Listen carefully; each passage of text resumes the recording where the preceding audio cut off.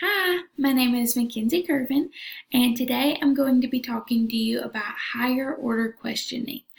I was really excited to get this topic because I took a course last semester with Dr. Alvidrez, and he talked a lot about this exact topic. We learned about it for about 8 weeks, so I feel like I'm very knowledgeable in this. I was very interested in the topic when we learned it. So a lot of what I'm going to talk to you about today comes from that course, from some articles I've found online, some videos, and this textbook, Essential Questions. It's a great textbook. It's only like 100 pages, so it's really easy to read. And if you're interested more about this topic, I would definitely suggest getting it. The full title is Essential Questions: Opening Doors to Student Understanding by Jay McTighe and Grant Wiggins. So it's a really good book to teach you all about this topic. So let's go ahead and we can get started with what we're going to be doing. So just a little overview of what we're going to do. We're going to talk about what is higher order questioning, how or why would we use them, characteristics. We're going to create some, implementing them in your classroom, wait time, what we do versus what we should do. We're going to do some fun acting it out things. And then we'll conclude. So go ahead. So what is it? Well, higher order questions, quality questions, or essential questions can be used to anchor your lessons and engage your students in learning targets. What? That sounds like awesome, right? Let me tell you more. They are purposeful, open-ended, provide focus, encourage discussion, and get your students to think deeply. I remember listening to the video that I got this information off of, and I was just thinking, who wouldn't want to do that in their classroom? Who wouldn't want to engage their students, provide focus, and get them to think deeply? We try to find fun games and all that stuff to get them, but what if I could tell you one thing you could use is absolutely free, and it is quality questions. So an example of a quality question would be, what makes a true friend? So we're using this as an example. Like I said earlier, it's very open-ended. When I think about what makes a true friend, I think of someone that's trustworthy, or that is very positive, brings positivity into my life, someone I enjoy being around. I can depend on them. And someone else may have some other parts that they agree or disagree with. And so what makes a true friend is a great example of an essential question. Something that would not be an example, or as I called it, a non-example, is who's Maggie's best friend in the story. So the reason this is an example is it's very cut and dry, black and white. As you can see, who's Maggie's best friend in the story. If we had a story that had Maggie in it, I'm sure we could open up a page, point to where it says, Maggie's best friend is Billy, and then, it's kind of cut, dry, and doesn't really leave a lot of room for discussion and more learning and more a crave for knowledge, you could say. It's kind of just cut and dry, and you're basically just recalling the information that you have previously read. So that would not be an example of an essential question. So what are some characteristics? Well, like I said, they are open-ended. If you want your students to think critically, you need to give them questions that force them to do so. So these questions are more than just a single response question. They are, they cause discussion. They create more, I just said that, more discussion. And they are really great for your students to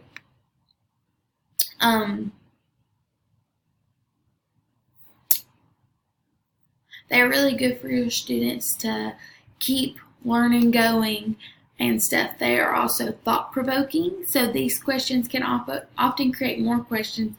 And I know sometimes that can seem a little scary, especially if you're like a new teacher like me. I don't even have my own classroom yet, and sometimes you're like, oh, questions, what if I don't know how to answer that? But I want to encourage you, that's okay to not know all the answers. I think sometimes if we put on that show like, well, I know this, this, and this, and this answer to everything. I think it can make children feel like when they get older they have to know all the answers. And who knows everything? Nobody.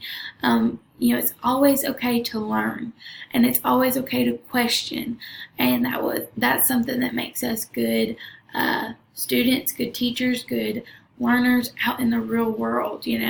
So I feel like using these kinds of questions opens a door to show your students everyone's always learning, and it's okay to have extra questions. It's okay to not know the answer sometimes. Invite other people in to answer. Invite teachers in to answer. Look it up. Do your research. Everyone as a whole class. So you're creating a learning environment for the whole class, not just your students or not just one student. For everyone. So I also added on here how they are great stems for debates in your classroom. So if you're looking for a way to create a debate, that's what a quality question is.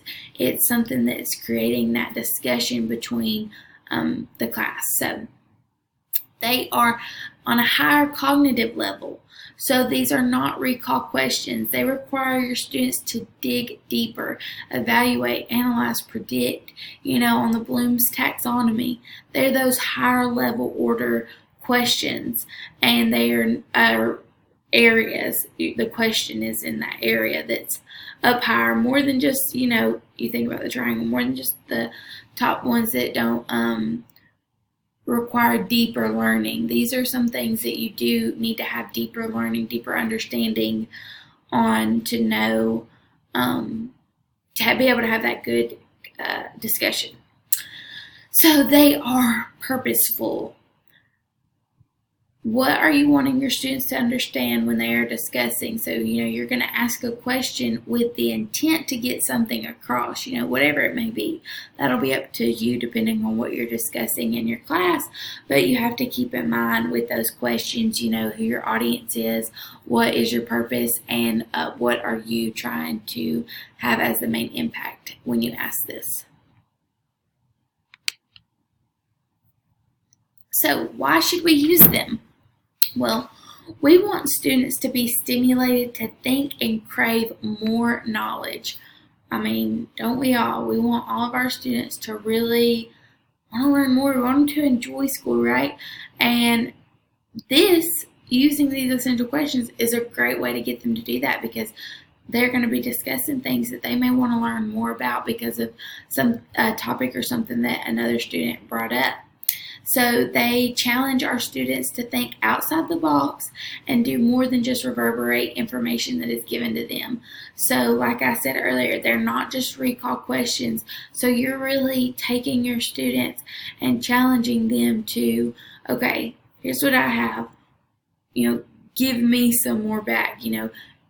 Talk this out with me. Think about this. Think about that. It's not just in this book, the main character's name is Sally. It's a lot of discussion, a lot of thinking is involved here.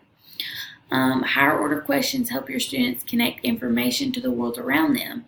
So when you're having these types of discussions, you have other kids bringing in other examples to the world that, this kid may not have gotten before. So you're creating more knowledge. You're creating like those, that schema. I always think of schema as like Legos, and you're adding just more and more and more on top of them.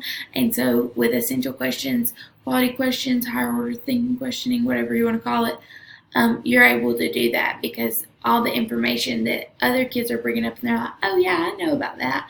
So that's how I can connect this to that, and they're just building more and more knowledge. And these types of questions require students to weigh evidence, support ideas, and justify answers. So that is something that I think a lot of people lack, because for so long we've just been given a question and then told the answer, or given questions that don't require a lot of thinking and stuff, and we can't really discuss it out. So a lot of people really don't know how to look at what's been given and then decide, okay, maybe my point of view is wrong. But with these types of questions, you're allowing your students to do that. They're supporting why they believe in their ideas. They are, weighing the evidence that's been given to them, and then they have to justify the reason they've said what they've said. So these questions help facilitate all of that for students. So next, we're going to write some, and if we were in person, we would write some. Since I'm online, we won't, but if we were in person, we would be writing some next. And so before we'd write them, we would just want to keep this in mind. They need to be created from the state standard. So that is something that's going to help you give that big, broad area of discussing something, is when you're looking at that standards, because we know standards are big and broad and more just like a generalization of information. So if you're creating some essential questions from that, you're able to give them a big, broad topic that they can discuss. And we want them, although that they are higher order and thought-provoking, they still need to be in a kid-friendly language. So, essential questions are great for any grade from kindergarten, maybe even younger, but definitely kindergarten till forever, because we can always have these discussions. I mean, you will have these discussions out in the real world with, people, friends, family, coworkers, whatever. You may not realize it, but you're having quality questioning with each other. You may ask someone, what's your thoughts on this? What do you think about this? And that's basically this discussion you're having is this. So, although I've got on that rant, because although they are a higher order and thought-provoking, they still need to be on the correct level depending on your children, the grade level. You don't want to use too high of academic language for a kindergartner. That way they wouldn't even be able to understand the question that they're being asked. So just be mindful of that you're not using too broad and not level or age appropriate when you are creating the question.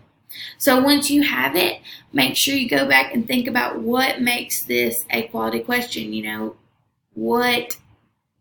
Why is it quality? Is it open-ended? Is it, purposeful?